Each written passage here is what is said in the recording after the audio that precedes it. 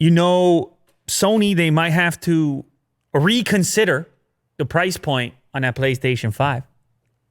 Why is that? I mean, all this action that's happening with Microsoft, in a way, it's like by getting to go second, you get to see what the response is, you get to see what the competitor does, and then you get to potentially adjust and adapt. Pivot. You might even pivot. Yeah. And that's the advantage of going last. Where does that play out in other things, in like sports or something? You want to go second. Oh, like baseball. The home team gets to bat last. They get the last chance to win. Oh, yeah. You see. But anyway, this plays out all over the place. You can make the argument that you would want to be first because now you get the hype train rolling as Microsoft has done. Very strategic. But you give a little something up in the fact that now Sony gets to pick what they want. You put your stamp on your price point, and now Sony gets a chance to potentially look and adjust. And today we have this report that the PlayStation 5 price may be changing. That's a report on Tom's Guide. So I'm guessing they were too high? Well, you remember you and I were trying to guess what they might price it at, right? And we do know that they're going to do two versions of the system. And unlike Microsoft, who they did one really affordable or far more affordable version, and then they did the flagship, $299, $499. The original thought was that, and it still is the thought, that Sony was going to do two that were a little more closely related. Both 4K capable, both flagship level. And the only difference was going to be the disk drive. Right. But that didn't give them as much flexibility from a price perspective because they both got the horsepower, as you know, the digital edition and the regular edition. So presumably they won't be able to get close to $299, right? But could they get to $399? That's the question. So when you were first guessing, you said maybe that PlayStation 5 is like $600. I think you said. Well, yeah, I said something ridiculous. No, that's not ridiculous. No, I said like $699 or something. No, I think you said $599. But anyway, That's it? Okay. I don't think it's ridiculous because, look, there's innovation over there. There's brand new next generation horsepower, and there's a few exclusive titles. It's not the hugest catalog at the moment, but there's a few exclusive titles. Plus, in the last generation, the PlayStation 4 heavily outsold the last generation Xbox. So they had the advantage, seemingly, particularly in other parts of the world. North America, it's a little tighter, but particularly in other parts of the world. So you would think maybe they can charge a little bit more. However, the new rumor is that they will absolutely come in. By the way, the word is from the European gaming publication Game Reactor, and they cite an anonymous source. So let's take it for what it's worth, but I can see this being a consideration and a conversation within Sony right now. If I was there, I would want to have this conversation about what Microsoft is up to, the battle for your next generation gaming dollars. So the current source, this anonymous source, is saying $499 for the flagship disk drive PlayStation 5 and $100 less, $399 for the digital only. Now that's a little, I tell you what. That's in the wheelhouse. Not only is it in the wheelhouse, it might be a winner. It might win the battle because if you step down to Microsoft's $299 product, you give up the 4K gaming. And if you sit there and you say to yourself, well, I can spend a little more and get myself the digital only PlayStation 5, which is the same horsepower minus the disk drive, for $399, and I still saved $100 on the flagship Series X from Microsoft. So in a weird way, it fills that gap right there where for that series of users who want to have the top tier spec, the 4K potential, you're supposed to hold on to these things for a period of time. You're supposed to have them for like 5 years. And they may just want to have that ability in the future to potentially do 4K. And to do it with Microsoft, you got to spend a minimum of $500. So I think that would be a smart move for Sony. Of course, I think the X factor for Xbox is still the Game Pass stuff, where I see a bit of an advantage. But then again, you could negate that advantage by giving the exclusive advantage a little bit on the PlayStation side, at least based on Not just on what they're going to put out, not just that Miles Morales game and whatever else is planned down the road, because that one will make it for launch, but also the back catalog of exclusives, which they can just port over to 4K to next gen, the ones that you're playing, all the Naughty Dog stuff and things like this. So it's all shaken out. There's something for everyone. Yeah. And actually, as we move on in the show, I'm gonna let you know that Nintendo, they're not sitting still either. Everybody wants this holiday money. Gaming to the moon right now. Nobody wants to miss out. Everybody wants to be there for you September, October, November, December. You see how that goes, Willie Do? Yes.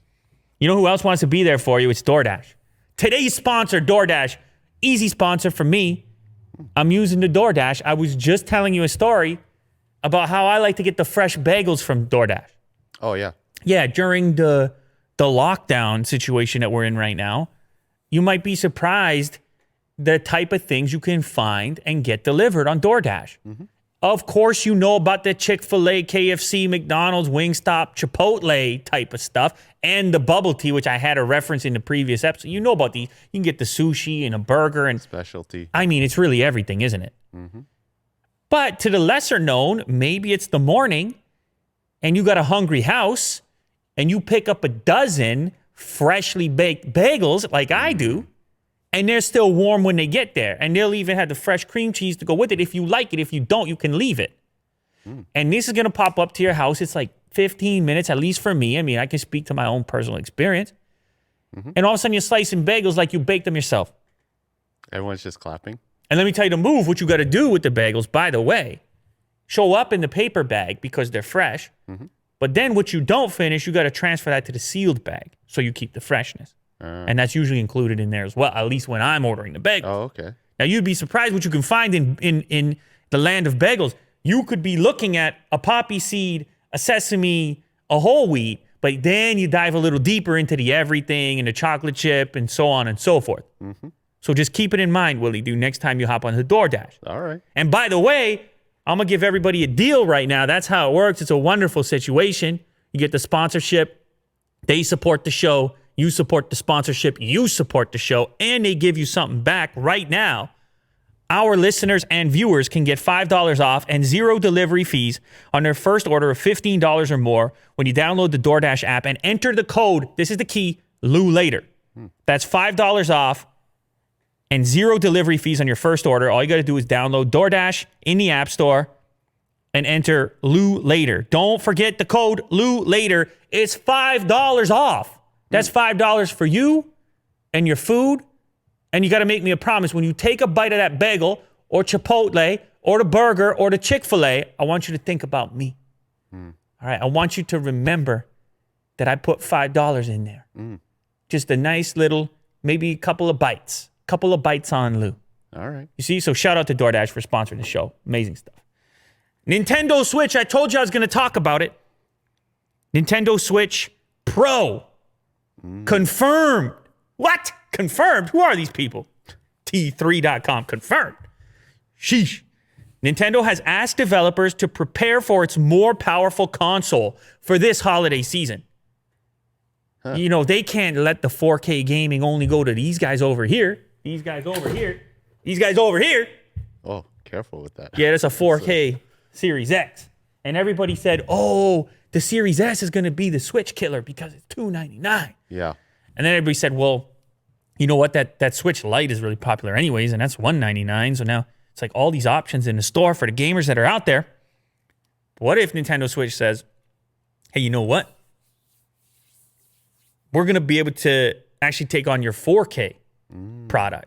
We don't even have to just sit there and mess around with your little Series S. We got Mario in 4K in the holiday season. Enticing. Yeah, you never saw Mario in 4K. No. Exactly. So here's the report. Nintendo rumored to be working on a Pro version of its Switch, able to support 4K gaming. That way, the Pro could happily get ports of PlayStation 5 and Xbox Series X titles. Get those quick and easy ports with the right resolution. Nintendo has not made this official. However, Bloomberg reports via VGC that Nintendo has been reaching out to its third-party developers to ask them to make their titles 4K ready, indicating their new piece of hardware is on its way. None of their current models are 4K capable, so they would have to be doing another console in order to become 4K capable. So you wouldn't be reaching out to your developers unless you had something in the works. And we did a report recently. We talked on the show about how they were ramping up the production of the other models as well for the holiday season. So maybe they rearrange the price, they rush this thing out. I don't know what they do, but they're apparently interested in 4K as well. That seems to be the thing to do at this point in time. The Switch Pro could utilize NVIDIA's DLSS AI upscaling to hit 4K resolution, according to the outlet, meaning it won't be as taxing on the system as native 4K. Little upscaling stuff. Oh, okay. With the titles that are non-4K for the time being, apparently. Now, this all coincides with another rumor. If you click on the patent for a new Joy-Con right there, that link. So this corresponds with this rumor and the patent filing showcasing Joy-Cons that do not connect to the main unit. And so if you scroll down a little here, you will see a standalone Joy-Con. So that makes you wonder if this, let's say, Switch Pro, maybe it's not even necessarily Pro. Maybe it's Switch stationary. Maybe they came out with the Lite, which is just the handheld mode. What if they come out with the tabletop mode, with a streamlined box like these other guys do? So no screen, you think? I'm just talking. I'm just a guy that's talking. You are. Yeah. Maybe they want to have a play in that area. Something more traditional. It sits on the tabletop and you have the dedicated controls. Maybe they want you to have one of these and a Switch Lite. Maybe the Switch Lite sold so well that they said, okay, everybody has the handheld. They're doing the Animal Crossing and all the rest of it. Now, what about those other gamers that are cross-shopping those? Right? They could save some money. They could maybe even undercut these guys and deliver the 4K thing and get more ports of the upcoming next-gen titles that are non-exclusives. So, lots going on in the gaming world. In the meantime, before this happens, how about this move? Fortnite Special Edition Nintendo Switch. Oh. Now, I'll tell you, this is the move of all moves. This is the checkmate move. Is it now? Yeah, it is. We had all the beef. We still have all the beef. We got Sweeney at Epic. We got Cook at Apple. They're not getting along. They don't agree. They're in court. There's all kinds of injunctions. Do you even know what an injunction is? You don't want to know. Do I ever? I don't know if there's injunctions or not, but there's beef in the courtroom and a disagreement, and there's suits and there's countersuits. And I can say that for certain. An authoritative warning or order. That's an injunction. Wow, so serious. Anyway, Fortnite leaves iOS. Fortnite leaves 100 million user. 100 million users, right? Over. I think it was 116 million users on iOS. Get out of town. The number one platform for Epic with Fortnite was iOS. And now everybody's out in the cold. They can't even log in anymore. They can't. Actually, I believe that was reversed. Was it reversed? I believe that was reversed at the time of filming this. I believe they found a way around that. Okay. But it doesn't matter because they can't update the game. They can't get on the next season. Nobody who's in this ecosystem is going to remain on iOS, can continue to remain on iOS and sit and wait. They got to figure out something to do. Oh, hi, we're Nintendo. Guess what? We get something for you to do. Yeah.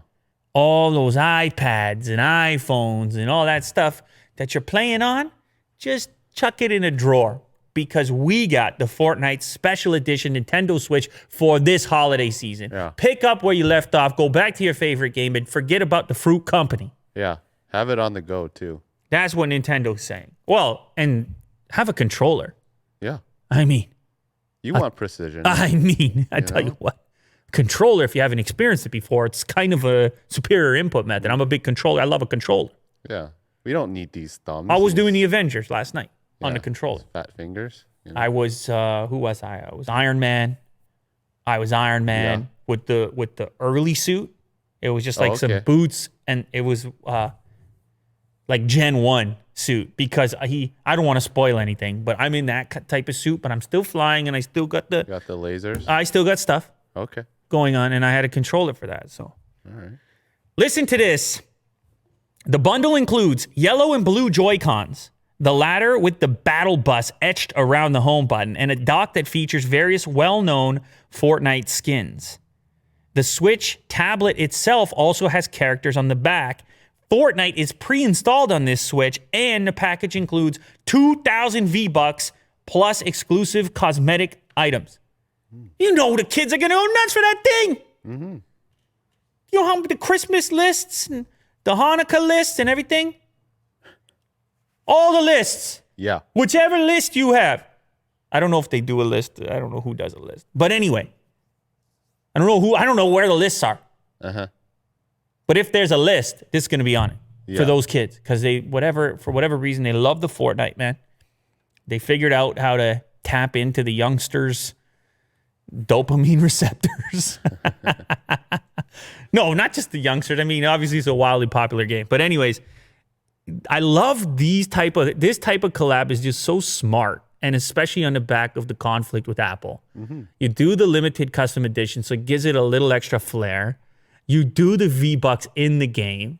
You have the game pre-installed. You have the exclusive skins. It's so many things merging together and molding. And it's hard to make these deals. You got to have meetings. Sweeney's got to get on the flight. You got to go to Japan. Lots of approvals. They got to, well, maybe they don't go to, maybe it's just Zoom and Skype and Teams and all this stuff.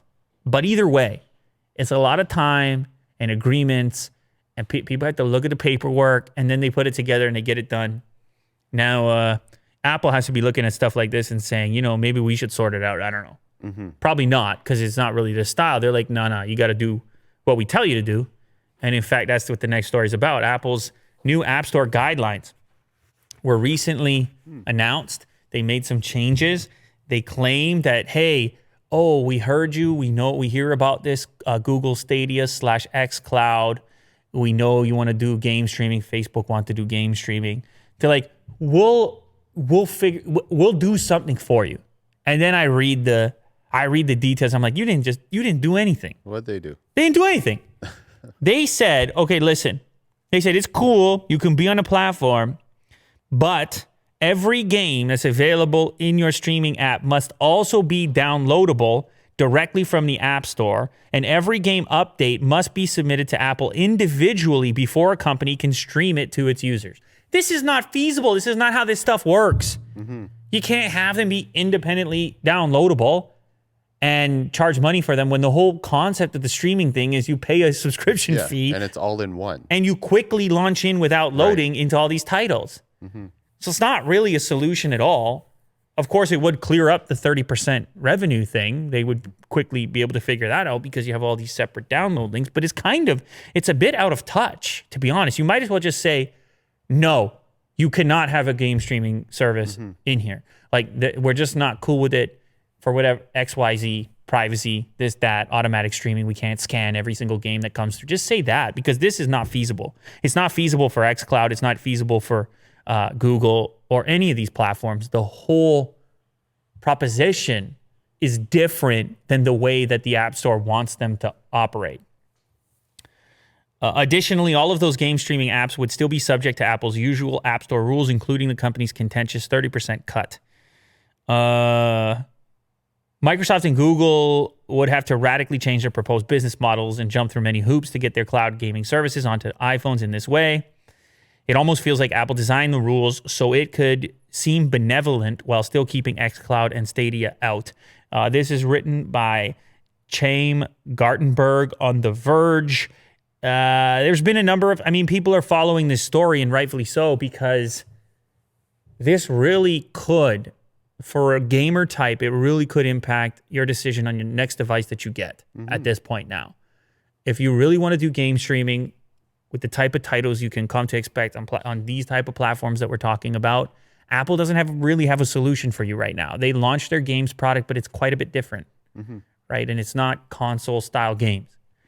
And you got to be looking really long and hard right now at potentially moving over to Android if this is any kind of priority to you. Because we now got a whole new write-up about the rules, and it's obvious there's going to be no place in there for these third-party game streaming services. and you tag on the Epic thing, and it's just starting to seem like if you're a gamer and you want to have the optimal mobile gaming experiences, you're at a kind of a bit of a disadvantage no matter what the hardware is capable of. Because that's the sad part. Apple's doing these incredible things with their mobile processing and their own silicon, and they're pushing hefty benchmarks on their devices. But if you can't throw the software you want on it, it's kind of for naught. Now, you could obviously make the argument that go play some other games, go download what is natively available, but you know how this goes. Well, you get into the App Store, and it's whether it's Google Play or Apple's App Store, you're searching these games. You don't want to play these games. Most of them. I'm saying most of them you play for 5 minutes, and you're kind of like, it's not comparable to a true flagship style game experience, that's kind of the promise of xCloud. Not to mention if you want to play together with your friends. Absolutely. You're making a heck of a point there. So you tried out the xCloud. You had an experience with it. How did you find the latency and things like this? You were playing the other day. Well, it's a beta. Yeah. So they're still working on it. Can't really say anything about it. Oh, you can't say anything about it. Under embargo. Holy moly, what a moment. Yeah. On Lou Later today. Willie Doo can't say anything. Yeah. That's how serious and special this man is today. But anyways, yeah, I think people are going to at least have to make this consideration. I hope they can sort it out. I think it would be an unfortunate reason to make a decision across platforms. If you love iOS, you're happy with your iPhone, you got all this horsepower, you would just hope that you could also experience these other services, if possible, if they can figure out a way. One way this whole thing might change is if Tim Cook decided he was done and was going to be replaced by someone else. We have this story on Apple Insider that Apple is increasingly focused on a succession plan for Tim Cook.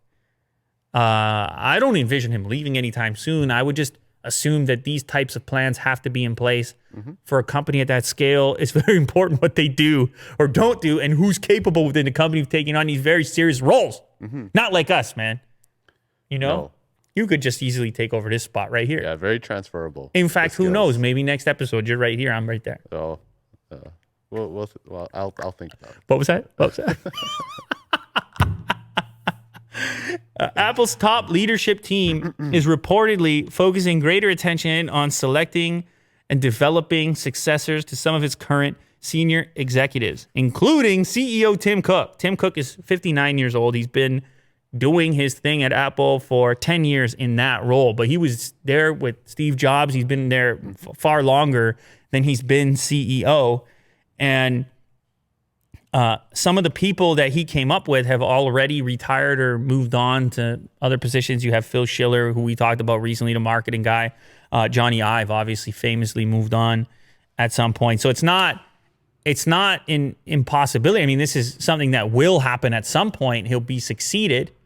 But I guess the question is it any, how close are we actually? He's 59. He seems sharp. I mean, unless he really wanted to retire for some reason. Yeah. And there's no indication that is the case. However, there's some speculation over who could replace him. This guy, the chief operating officer, Jeff Williams, he's 57. Apparently, he's got a similar profile to Cook. A real supply chain type of guy. I think we've seen him on stage a couple of times. You got Federighi, who he's a bit younger, I think. Could we get an age? Could we get an age, a Federighi age? I bet you, I'm going to take a guess. 54? Maybe it's even in this article. What am I doing? I could just scroll over here. I do not know how to spell it. 51. Okay. It's in the article. I'm asking Willie Doo to try to spell Federighi, which it's Federighi. Oh. I guess it's Italian. I'm not really sure. Anyway, he's the youngest member of Apple's executive team at the moment, 51 years old. There's a couple suggestions who could replace him if he had to take a different job. Anyhow, the most interesting one to me is Mr. Greg Joswiak. He took over Phil Schiller's role as senior vice president of marketing. He's the guy that we need to get in touch with so that we can get the Apple devices early. You see, so we can make all the videos. And since Phil Schiller's gone, it's time for a new era, a whole new relationship. Yeah, I'll send him a fruit basket. So, a fruit basket? Yeah. What kind of fruits? Watermelon. Just a big, giant Big giant one on a I don't know why basket. I thought that was complicated because the company's called Apple.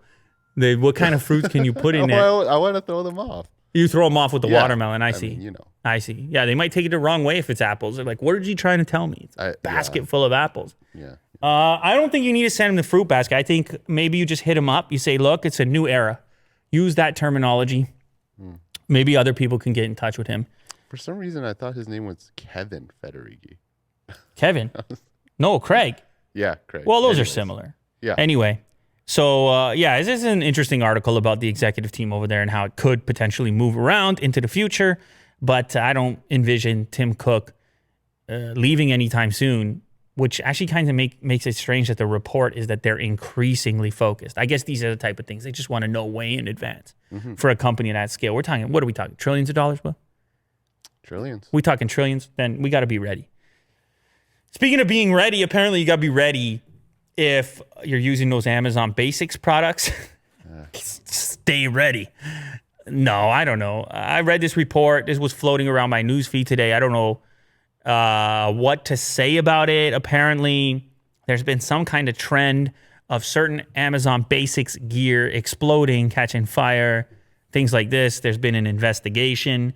Consumers have raised serious safety concerns about Amazon Basics items in complaints to government regulators and in reviews posted on Amazon's own website.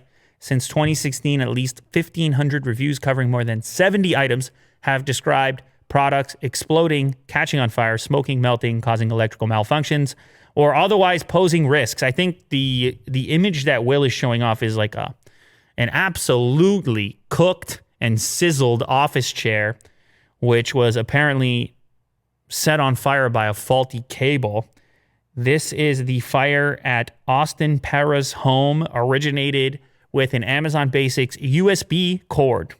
Now, I know that Amazon is responsible here. I know Amazon is a huge target. It's a company that you would want to have. If you had to figure out a lawsuit or a class action or something, you would want it to be against Amazon and not whatever other generic USB cable company was responsible for your meltdown.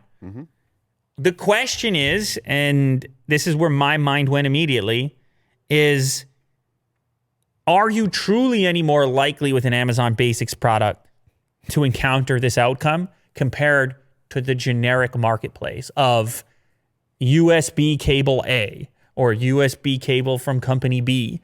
What I mean to say is this more a feature of a potential outcome for any gadget? And Amazon Basics just happens to be one that has such a huge variety of gadgets available that over the course of, let's say they have 1,500 reports since 2016, is that really that much when you consider the volume of units that are getting moved? And if you were to consider similar ratios and numbers for less recognizable brands, because I'll tell you what, man, I hop on Amazon, I need a cable. I got Amazon Basics. I got Cable Creations. I got, you see where I'm going here? Yeah, Anchor, and it's like, I am skeptical of all of it. I'm like, I'm sitting there looking at it. Sure, you can have some with somewhat better reviews than others. I've had chargers explode on me in the past. I even feel kind of, what would you say, apprehensive about sharing the details on the brand because I'm not certain if it's just a one-time deal. And if I go out and say, hey, this one charger exploded on me, all of a sudden then potentially many people who watch this would say, well, they're all going to do that. And it's like, well, it's still a small. Anyway, that's where my head went. Now, granted, I had to have sympathy. Austin's house burnt. His chair, I mean, it's terrifying. Yeah. This is not what you want to see. It's terrifying. And you do want Amazon to respond, and you do want them to follow up, and you do hope that they can come to some kind of an agreement or solution over it. Famously, Samsung has been here before. They had the Note series that a bunch of them were exploding, and at that moment, it did appear, oh, wow, that is far more than usual. You had story after story after story, and then you had to realize, okay, we got to do a recall because this is beyond the scope of what would typically happen. So I don't know if you hear what I'm saying here, Will, but I'm just saying it's two sides to the story, essentially. And what I'm trying to get at is, would this stop me from buying Amazon Basics gear, of which I've bought a few and had no bad experiences? Probably not. However, I remain skeptical of all cheap electronic components. Yes. It's just, it's the nature of the thing. I'm careful. I unplug things. I've seen it happen. I had a charger start smoking upstairs. I was like, what is going on right now? Imagine I didn't see that. Yeah. And then I might be this guy and I might have to get the lawsuit going. I don't know. So it's also the difference between the personal experience and just being a bystander who hasn't been personally affected. Once you're personally affected, everything changes. Yes. And then you're like, my kids were in that house. So Amazon, Bezos, pick up the phone. Yep. So that's the difference. I just want to represent, both sides of the story whenever possible. Here's another negative story about Amazon. Apparently, a group, a watchdog, they were watching over Amazon. They're called Public Citizen. They were watching over Amazon during this COVID situation and monitoring the pricing of certain items. I mean, you remember early on, it was like toilet paper. No, you can't have toilet paper. Oh, you want toilet paper? $50 a roll. But I really need it. Yeah, okay, $50. Supply and demand. Well, they're not allowed to do that. They have price gouging laws. Yeah. You're not allowed to just charge 50. If it's between you and I, even, I think there's some sort of rules here. I remember some guy got in trouble. He was stockpiling that stuff. Sanitizer. Yeah. And they said, no. You're about to get fined now. You can't be doing this. So there's rules about this stuff, and Amazon probably under more scrutiny than others because it sort of has become this de facto standard place in which you're going to be getting your essentials. Yep. Especially during a lockdown when you can't leave your house. And so this group, consumer rights group, Public Citizen, they track the prices of certain things, including actually disposable face masks. And I believe they had a sanitizer and they had paper towel, toilet paper, an 8-pack was being sold for $36.39 in June. Oh. While other retailers were charging $6.89 for the same product. Now, Amazon in the past has said, look, it's a big site. We make mistakes. They're just mistakes. If you tell us about the mistakes, we'll fix it. And then they've also said, well, wait, that's a third-party seller that's marking it up. It's not us. But then this group went in there and they said, no, we have the screenshot. Here it is. It actually, at that moment, was being sold by Amazon. It was Amazon Basics? It was, yeah, that's right. It was an Amazon Basics brand. No, it was like, it would have been a typical brand, but it was just, there's that difference between who's selling it and warehousing it. Yeah. Or if it's fulfilled by Amazon versus actually being sold by Amazon. I was there. I was looking at the masks when those restrictions first came in that they couldn't be sold there. The disposable ones, the N95s and things like this. All of a sudden, a bunch of rules came in. But anyway, what this group essentially wants is they want new rules around how this stuff works. Where is it? Public Citizen is calling for new federal laws which clearly establish the point at which price increases become price gouging. They want to have some clear protocol for, okay, that's price gouging now. What can I say, man? I don't know. It's hard for me. I understand the supply and demand. I understand how this thing goes. I actually bought and sold consoles back in the old days when I was a teenager, and I realized that there was a market for it. I remember I told you the story. I'm sitting in line, and somebody bought the spot that I had in line, and he came along and just said, I'll give you $500 for the spot in your line. This guy wouldn't remember this story, but that's a young Lou. I could afford to camp out back then. Yeah, you had time. I had time, and I figured, okay, I just exchanged my time over here for this guy's money. Was it gouging? I don't know. He offered me. But it's definitely a huge markup beyond other sellers. Now, I'm not Amazon. I'm just a guy in a lineup. But still, it's a weird conversation around, if I really want toilet paper and the only guy who's got toilet paper wants $30 for it, should I be allowed to buy it from him? Yeah. Isn't that what the whole resale is like all about? Like shoes. Yeah, price gouging the Dior Jordan. But you wait in line for them, or you wait in line virtually. I'll tell you what. I think the key piece to this, what we're talking about right here, is whether or not you could consider the thing to be essential. Right? Obviously, no one is going to get upset if you price gouge on Jordan Dior's, which are already outlandish. Yeah. Maybe even a game console, which is certainly not essential. However, when you get into the sanitizers and the toilet paper, then people get really upset. Like, hey, man, this is not the place to be making your money. there's some family around a corner needs that thing, and so on and Right. so forth. And you could imagine if it was food. Well, imagine a warlord type come along and buy up the whole supermarket, and he was like, yeah, now this is the new price. And you'd be like, well, He's just sitting on a top, Yeah. like a throne of toilet paper. or produce or whatever else. You can Yeah. see how it gets weird Yeah. in certain other categories. So I guess there's different rules for different scenarios, but nonetheless, Amazon's being watched real close, as you might expect, given their scale. A company that watches Amazon very closely, Walmart, they're launching their own drone delivery program in North Carolina, and they're apparently real close here. They got the FCC approval. They're gonna deliver groceries and other essentials in Fayetteville, North Carolina. And apparently, there's a couple of rules to this thing. This Flytrex drone that they're going to use can carry 6.6 pounds at a height of 380 feet for a distance of 3.5 miles and back at up to 32 miles per hour. That's not bad, Will. That's better than the delivery guy, maybe. He goes up above the traffic. They use a wire release mechanism to lower fastened delivery boxes from 80 feet, ensuring a quiet and secure delivery. So you can get those Amazon Basics cables right to your front door by the drone. There's some rules here that the FAA has about how these things are going to operate, though. It requires that the drone remain in line of sight and also use a remote pilot. This is where things get weird to me, or line of sight. Well, then your pilot is going to have to he can be in the hub, but he can have some severe limitations on where he can drop these, right? Line of sight, do they mean real life line of sight? Like you had to be able to see it, or do they mean just through, no, they must mean, because obviously you have the remote. Yeah. Well, they have a camera on the drone, and then they probably have, like, if the pilot maybe has, like, a couple views, you know? Yeah, but front of wouldn't them. line of sight, remain in line of sight, imply that Like they in had physical, real like, in life? person. Like obviously you have a remote. Yeah.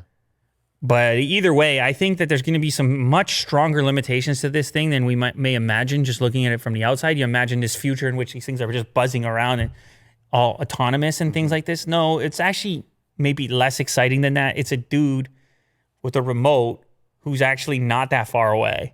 And he's at some sort of distribution hub and he's just doing your whole neighborhood, almost like a paper delivery guy. Yeah. Maybe he's on, like, a tower or something, Whoa. just looking out. And he's got some serious line of sight. Yeah. Anyway, Walmart's got the drones coming too. They're going head to head with Amazon. You got to have a drone. That's what you got to do in 2020. This Galaxy Z Fold 2 Tom Brown edition, which we talked about previously. By the way, I'm using this thing. Will? Okay. The Z Fold 2, I'm using it. How are you liking it? It goes in my pocket. It comes out of my pocket. It gets propped up from time to time. Okay. Sometimes I look at the front display. Sometimes I look at the large display. The other night, I'm watching the sports on the inside. Yeah. During the big events, even if I'm not at home, I'm enjoying the large interior display over here. I got used to the fingerprint scanner on the side. Do I need to show it to you again? All right. It's in my pocket. There's a SIM card in here. You can reach me on this. Well, it's good. It's However, it's not the top of the line okay. Z Fold 2. And now I'm very upset because other people have ordered up the Tom Brown edition, which is this lets you can have the suit jacket and the shorts. Look at the unboxing experience. Well, you need to wear those shorts. And then they'll send it to me. And If I put the unbox it. outfit first, okay, fine, I can oblige. Listen to the voice on this video. Look at this unboxing experience. Oh my goodness Tom Brown gracious. Gray with a matte haze effect and the multicolored grosgrain It's stripe. very Look at sleek. this unboxing. He's in a suit just for the unboxing. He's got the Tom Brown outfit just for the Cover unboxing. for That formal could be you. affairs, Could be me, man. Telling and ya. a back cover for casual. Anyway, this thing is even more money, $3,300, and it's sold out in China in 4 minutes. 4 minutes. This Tom Brown dude, he's on something. He's on something, Will. On something? Yeah. He's got a real thing going on with the custom skin and everything else. I'm mostly interested in the unboxing experience, Samsung. So if you can get me one of these Tom Browns, I'll send it back if need be. I can just keep using the regular version. But Send a pair of shorts too. Yeah, if you need me to get in the outfit, in the Tom Brown outfit as well to make it happen, that's a deal too. And I could do everything, the quick charging, the unfolding. Look at the accessories, man. You got the Tom Brown Buds Live. Very nice color, I gotta say. With the gray Yeah. and the strip in the middle and the close-up shots. Wow. Is that a stainless steel desk? Sheesh. You get the watch as well? Oh yeah, bud. Man, I got to get the whole outfit. Anyway, Z Fold 2 Tom Brown edition. They don't tell you how many of them they have. They're obviously limited. They just want to say, hey, we sold out in 4 minutes. Turns out they had 4 available. Yeah. No, I don't know how many were available. They definitely were limited. They start shipping September 25th, which is a week after the regular model. Otherwise, beyond the styling and the unboxing experience and all that, it is just a Z Fold 2. It's no extra performance or anything like that. But it does have a special case and all this. So hopefully I can get an unboxing video for everybody on Unbox Therapy. Keep it locked. Mm-hmm. We'll see if Samsung responds or not. Willie Duke can pull the magic. We have some new features. A new playback design for Android TV or YouTube on the TV, more specifically. Do you ever watch YouTube on the TV, Will? On the tube? On the tube? YouTube on the tube? No. Well, you never put it on the larger display? No. Whoa. No. That's really interesting. I mean, I use the monitor and that's pretty much it. That's really interesting to me. Why?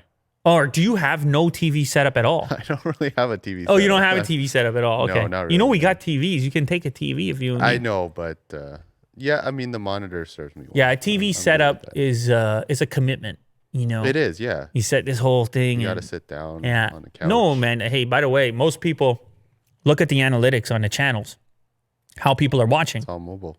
All mobile. And then, you know, a little bit of tablet and a little bit of laptop and then all the way down TV. Mm-hmm. However, I like the TV YouTube experience, especially if I'm watching long form, something like this, throw it on the background. Yeah. Do later. You watch this? No, I'm saying if it was something like this, if I was watching another long form show. Yeah, I hear you. This is all I watch. This is all I watch. Dark room. I'm like, what did I talk about again? What did I talk about?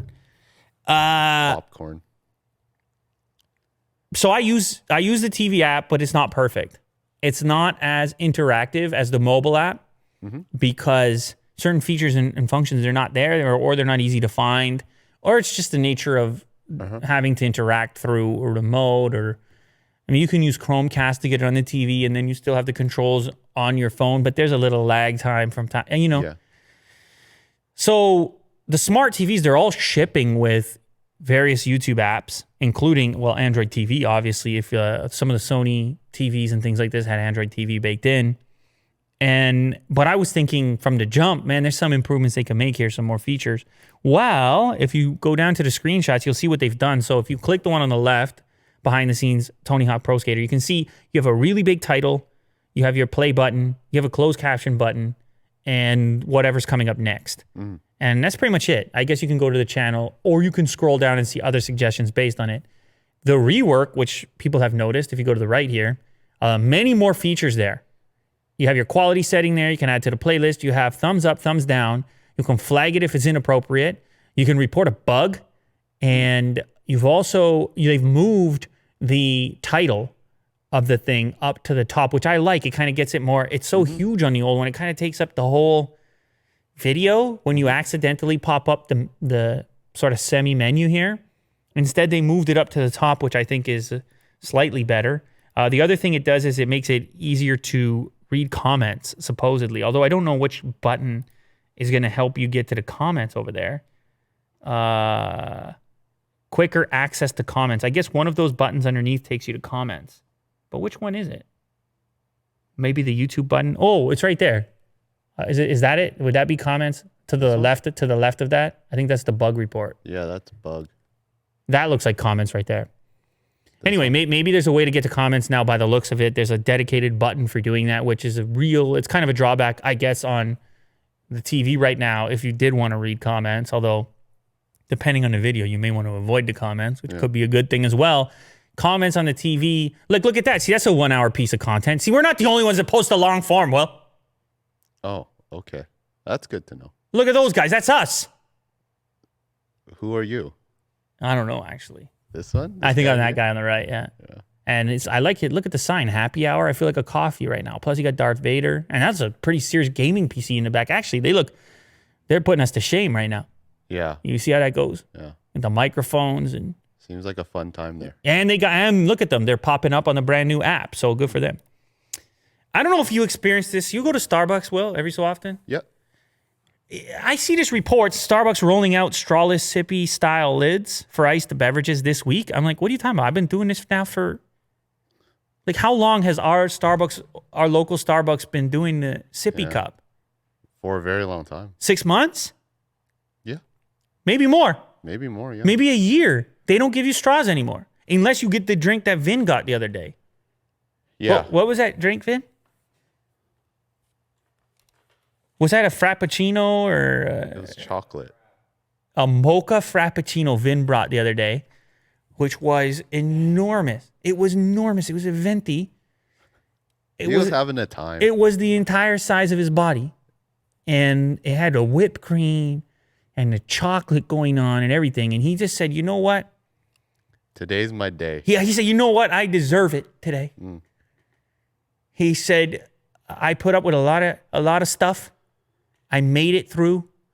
I'm today's my lucky day. Yeah. That's what he said when he came in. I said, geez, man. I don't know when that's going to happen for me. Maybe one day. Triple mocha Frappuccino. Anyway, you still get a straw with something like that. You kind of need it because it's a frappy thing. It's thick. It's ice. It's actually blended ice. However, on every other drink that we get over here, they changed to the sippy cup lid. As long as it's not blended. Well, apparently they're going to roll that out everywhere now. And some people are going to be mad. You know why they're going to be mad? Because that lid will shock you. Did you ever get shocked? No. Kirk, did you ever get shocked from the lid? Every time. Really? The sippy cup. Maybe it's if you have a beard or something. Does Kirk have a beard? No. I don't know, man. The sippy cup lid will give you a little tiny jolt as soon as you first lift it. I have no idea what's going on with the static. But anyways, the point being here is they're trying to save the environment, just like everybody these days. They're trying to save the environment. This thing is, you can recycle it. The straw, on the other hand, you can't recycle. It's more plastic and everything else. This one's recyclable. I actually don't mind the lid besides the initial shock. Otherwise, I like it. I maybe even prefer it to a straw, to be honest. I prefer the name. They really call it Sippy Cup. I don't know if that's the official. I don't know if it's the official name. They say they're going to save 1 billion straws annually. The rollout is expected to be complete at the end of September. So if you're in one of these places, you didn't get the sippy cup yet, expect the straw to go bye-bye unless you're like Vin and you drink the, what was it? Mocha Frappuccino, frappe. whipped cream, frappe. Unless you're on that, then you would still get the straw. Otherwise, bye-bye to straws at various Starbucks locations. By the way, what's your drink? If you go to Starbucks, what are you going to get? Ice Americano. Iced Americano. Grande. Wow. Yeah. Hey, is there any milk or just straight up? Just straight up. Straight up I think ice. Kirk got me into it. Iced Americano. Yeah. No sugar, nothing. Nope. Lovely. Black. That's I could drink that right now. I could have one of those right now. Yeah. Or an iced coffee or right now it's the pumpkin stuff. The pumpkin spice is everywhere. It's now. a pumpkin time of year right now, so that's another one. I got a new The one. nitro. I got the new one, which was an iced pumpkin, because in the past it was only the warm pumpkin. Yeah. And I like the cold drinks, so I had an iced pumpkin. Okay. I don't know if that's not the official name, but maybe today is a little cooler out. Maybe I'll get the warm one. I don't know. Or maybe I just get to, Get the chocolate frappe. No, I can't be. That's crazy. Chocolate frappe. Vin's unbelievable. He sat right over there, sipping it right in front of us. Yeah. Enjoying himself. Relaxing. We're slaving away over He here. deserves it. You think he deserves it? Yes. Wow. I do. Vin, you got Willie Doo's vote over here. Yeah. Good, he says. This next story, I think you're going to enjoy this one. I want to know how you would respond to a situation like this. Here we have a video clip. People are eating at a restaurant, and all of a sudden they get a little visitor. All right? Can I play this? I don't know if you can play it. Maybe you can skip through it a little bit. but I just want to hear your reaction over here, okay? Okay. Hold on. Give us a little something. Give us a little something here, Will. Oh, yeah, play a little bit of it. It's all right. You can play a little bit of it. Tiny We're bit. dead. Tiny bit. There. Okay, pause. You're just sitting down. You're having a little meal. You're on vacation. You're at a resort. This is in South Africa, by the way. For those that are just listening, a leopard has walked, I don't know, about 5 feet away from the table at which people are eating. And this ain't no pet leopard. That's Giant one. That's a real one. Yeah. That guy just lives his life. He's in the wild. He got the gazelles and everything else whatever he's eating. Antelope, I don't know. No, not antelope. That's Africa. I don't know what he's eating. No, maybe the antelope. He's in South Africa. I don't know what they got. But instead, he ends up in here. And all of a sudden, these people have a new guest for lunchtime. Whoa. How would you react if you're sitting right there? Where am I? You're right there, where the camera person is. No, where is this? You're at a resort. It's a 5-star resort. What's it called? It's a luxurious resort called Singida Ebony Lodge at Kruger National Park. It's a South African hotel and restaurant. You're having a time, Will. You're earlier in the morning. You got a massage. Yeah, so relaxed. I would be freaked out. Yeah, You know, it's but incredible. I wouldn't make any sudden movements. I can't. No I sudden. gotta stay calm in that You gotta stay situation. calm. Yeah, apparently he was actually, I don't know if it was a he, she, this leopard was hunting something and it kind of found itself moving through this, wasn't really interested in the humans at all, to be honest. Just stalking some kind of prey and ended up, because this thing is right inside the national park, and apparently it happens from time to time, and everybody there is supposedly trained what to do. Although I'm thinking to myself, you're filming from a couple feet away. What are you trained with? I mean, are there guns pointing right now and ready to go? Because it would not take it long to clamp onto your vertebrae up high and just put an end to you. Yeah. So, just putting that out there, Will. I mean, there's probably provisions, but yeah, there's no weapon or anything. Incredible circumstance. South Africa, you don't know what to expect. Type of thing might take place, and as long as everything goes well, that could be a real invigorating experience. That's quite an experience. If everything goes well, Yeah. that's a story. That's a video clip. And by the way, it's via latest sightings. You should go check out the video for yourself. Full shout out to, they published it. Kruger Sightings, 1.7 million subscribers. And hopefully they don't try to take the video down because Will was just clicking through. You should definitely go watch the original because you never know. You might be eating your breakfast cereal and get your very own leopard visitor.